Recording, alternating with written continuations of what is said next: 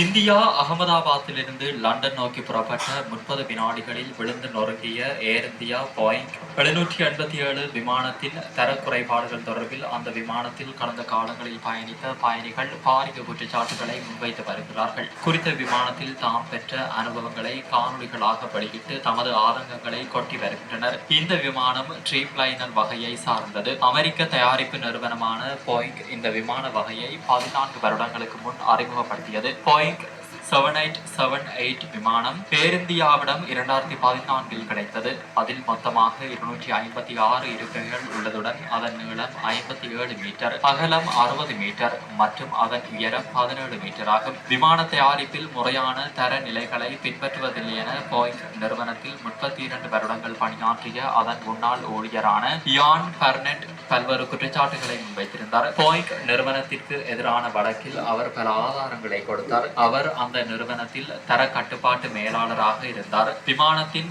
Oxygen அமைப்பில் கடுமையான குறைபாடுகள் இருப்பதாகவும் 4 ஒரு ஆக்சிஜன் முகக்கவசம் அவசர காலத்தில் வேலை செய்யாத நிலையில் இருக்கலாம் என்றும் பெர்னட் எச்சரித்தார். 787 ரக விமானத்தில் நிறுவப்பட்ட அவசர கால ஆக்சிஜன் அமைப்பு பரிசோதிக்கப்பட்ட போது 25 விழுக்காடு தோல்வியடைந்ததாக அவர் கூறினார். தெற்கு கரோலினாவில் தயாரிப்பு பணிகள் தொடங்கிய பிறகு விமானங்களை வேகமாக தயாரிக்கும்படி தொழிலாளர்கள் மீது அழுத்தம் அதிகரிக்கப்பட்டதாகவும் இதன் விளைவாக அவர்கள் தயாரிப்பு முறையிலும் பாதுகாப்பு அம்சங்களிலும் சமரசம் செய்து கொள்ள நேர்ந்ததாகவும் அவர் குற்றம் சாட்டியிருந்தார். பெர்னட் முன்வைத்த குற்றச்சாட்டுகளை அமெரிக்க விமான போக்குவரத்து நிர்வாகம் ஆய்வு செய்த போது அவற்றில் சில உண்மையானவை என்று உறுதி செய்யப்பட்டன. ஆனால் 12 ஆண்டுகள் பழமையான இந்த விமானத்தை தயாரித்த நிறுவனம் கடந்த 6 வாரங்களுக்கு முன்புதான் ட்ரீம்லைனர் என்று அழைக்கப்படும் இந்த மாடல் 1 பில்லியன் பயணிகளை ஏற்றிச் சென்று ஒரு மைல்கல்லை எட்டியதாக தெரிவித்து கொண்டாடியிருந்தது. இந்த நிலையில் நேற்று இடம்பெற்ற விபத்து நிறுவனத்திற்கு பேரிடியாக அமைந்துள்ளது.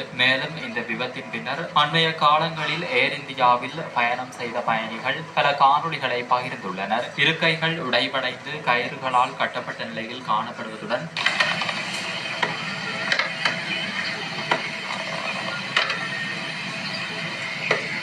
பாகங்கள் பல பழுதடைந்த நிலையிலும் காணப்படுவதனை அவதானிக்க முடிகிறது. இந்த விபத்து தடுக்கப்பட்டிருக்க வேண்டும் என்றும் கவனஈனத்தால் அநியாயமாக பல உயிர்களை இழந்துவிட்டோம் எனவும் தமது ஆதங்கங்களை தெரிவித்து வருகின்றனர். நேற்றைய தினம் 230 பயணிகள் மற்றும் 12 பணியாளர்களுடன் புறப்பட்ட குறித்த விமானத்தில் 241 பேர் உயிரிழந்துள்ளதுடன் ஒருவர் உயிர் பிழைத்தார் என்பதும் குறிப்பிடத்தக்கது.